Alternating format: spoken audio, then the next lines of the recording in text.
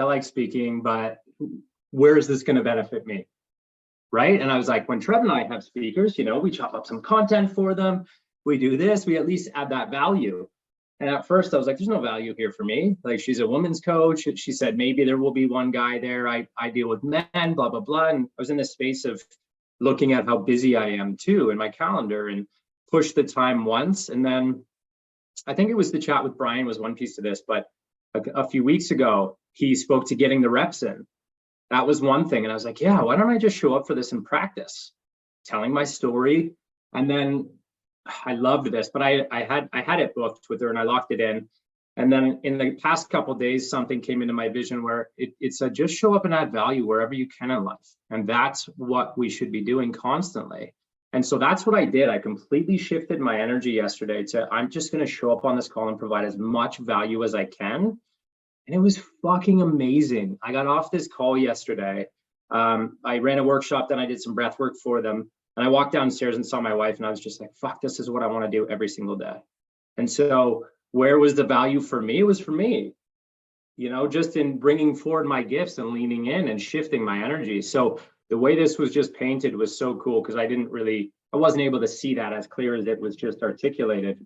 But that's exactly what happened. When I shifted my energy, I was able to show up wholly and fully, and the value is 360. It was for everybody. I love that, Mike. And let's go another layer on this, which is this. Every single thing that we do is for nobody but ourselves. We always think it's this human experience and like serving and clients and the business and the money and the family. It's not. It's all only for your own evolution. Every single thing, even the negative things, are for your own evolution. And when you can start to, like Mike did, like shift your perspective to like, this is just for me. Like, yeah, sure, you want to add value, but it's not. It's literally an expansion of your own frequency field. You're in that experience where you're being challenged of like, I don't know, blah, blah, blah. That's the expansion. And then you go into the experience. Now you receive the frequency, you receive the expansion. So while yes, you served other people and you impacted and created value, you didn't. You had a negative experience that was followed by a positive experience. That's the evolution you're seeking. Every single thing is for us. Every single thing. I love that you shared that. So cool. Yeah. Do you want to go, Mike? Do you have anything else you want to bring up? No, not. Yeah, for me right now, honestly, I think you just kind of said it, is moving towards challenges, and anything in my life that I feel fear towards right now, I'm really trying to just move towards and move through and step into. And there's been a lot showing up. I like in the last 2 weeks, I haven't spoken my story out loud, probably in the last year that many times. And it's cool. So I'm acknowledging that. So I don't think there's any challenges I'm facing other than I'm learning, as you said, like it doesn't stop. Every time I show up in a space, I'm nervous. Every time I go to show up in a space, there's a bit of fear that tickles at me. Every time I go to do these things and get pushed into it, it's there. It's not going anywhere. But how I'm responding to it is changing, and how I, look at who am I going to step a room with, and I love them before I even step in there, and that shifts my fear. So, that's what I feel like keeps arising right now for me, and it's exciting. It's really cool. Yeah, there's definitely a piece there. And speaking this through, there's definitely a piece there that a part of me is like, when am I going to fail? When am I going to step into a room and be completely embarrassed one of these times, or just forget all the words? And I don't think it's going to happen, because I prepare and I feel into it and I'm confident. But like that one little piece still lives there, because we talk about failure so much in succeeding, right? And I have these micro little failures and learning upon the way, but things are working out very well when I'm going through these motions. And so in the back of my mind, I'm like, where's this failure piece everybody's talking about? Even though I've got many shitty days that arrive, and if I look at it, there's many challenges that I go through.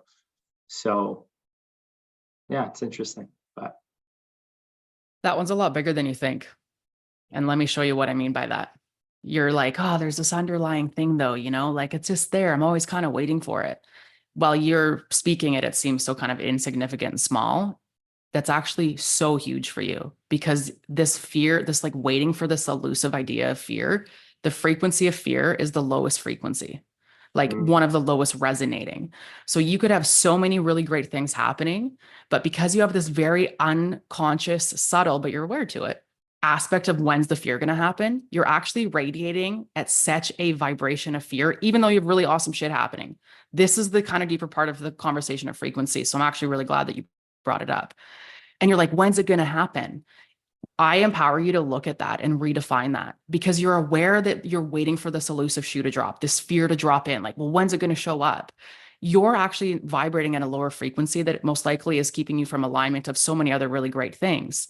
Just stop and look at it, kind of like Kevin, like redefine it for yourself. Like, why am I looking at it like it's a part of the process? Why am I looking at it like it needs to happen? Like, why am I waiting for this frequency of fear to show up when you're actually living in the frequency of fear? You just don't recognize it.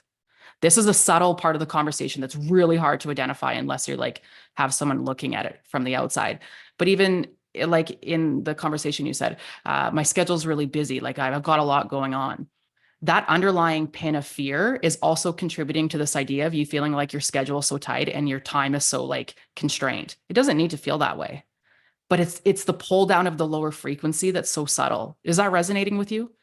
100%. And I mean, as I said, when I shifted from that busy perspective to calendar, no, I could fit this workshop in no problem. I had tons of space in my day yesterday, if I really look at it, right? But it was me that was looking at it and looking at the weeks around it. Oh, but I'm traveling then, I'm doing it. No, none of it's relevant to that slice of that little piece, right? So absolutely, it's yeah, stepping in and out of that. And I see that high frequency and the shift I've been trying to do, and I don't know if this is right or wrong, we never do know until we try, but is if I have that fear arise, I've been saying, fuck yeah, I'm excited. Like I've just been trying to have a mindset shift. So I don't know if it seems to be working, but from a frequency perspective, now I feel like there's a whole, could be very different. I don't know.